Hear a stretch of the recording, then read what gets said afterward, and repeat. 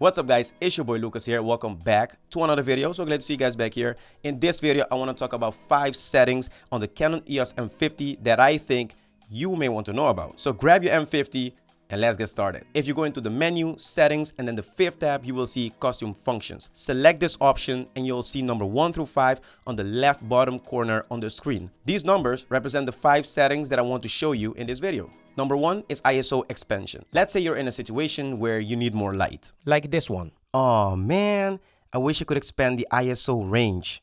Well, you can. Say what? When the ISO expansion option is off, the highest ISO that you can get in photo mode is 25,600 and in video mode that's 12,800. If you turn this option on, you can basically expand the ISO to 51,200 in photo mode and 25,600 in video mode. So basically, you get more ISO and you get more ISO and you get more ISO. Everybody gets more ISO. Number 2 is safety shift. This one could be really interesting for people who usually shoot in aperture or shutter priority mode. Let's say you set your shutter speed or your aperture. It's a bright sunny day, you know, there's no clouds around. You're shooting, and all of a sudden one dark evil cloud comes in, blocks all your light. Now you have to go in, change the shutter speed or change the aperture to compensate for that loss of light. But if you have safety shift enabled, the camera will automatically change the shutter speed for you or the aperture to like bring the exposure value to a standard level. So for example, if you're shooting in shutter priority mode and you've set your shutter speed to 500 of a second, evil cloud comes in, blocks all your light. With safety shift enabled, your camera will automatically set a slower shutter speed, for example 200 of a second, to compensate for that loss of light. With safety shift disabled, the shutter speed would just stay at 500 of a second. Number 3, release shutter without lens.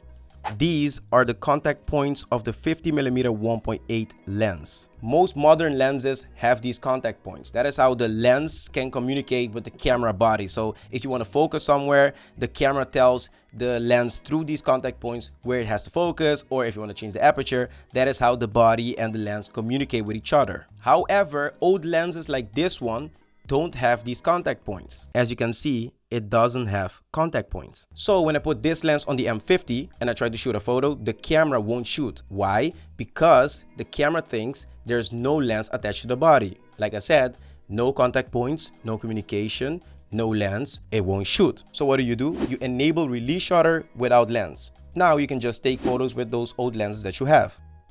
You're welcome. Number 4, retract lens on power off. This one is pretty self-explanatory in my opinion. You can choose to have the camera retract the lens when you turn it off. Like this 50mm 1.8 that I have, if I have the option disabled, when I turn the camera off, the lens won't retract. When I have this option enabled, the camera will retract the lens when I turn it off. I don't know which other lenses are compatible with this setting. You're just gonna have to, test it out with your lens and see if it works. Number 5, costume controls.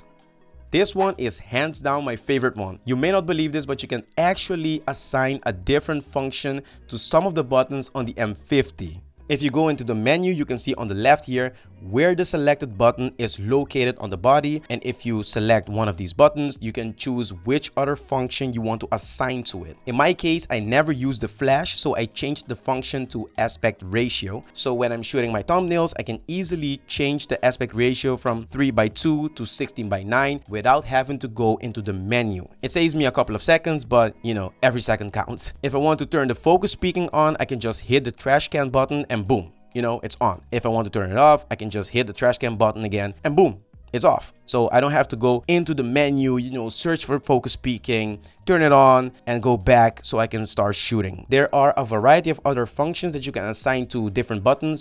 Just go through it, see what works for you, change it. Trust me, this setting will make your shooting experience just way better. You'll thank me later. Those are the 5 settings on the M50 that I thought you should know about. Don't forget to smash the like button if you enjoyed this video. Subscribe to the channel if you haven't already. Shoot photos, not people. Peace.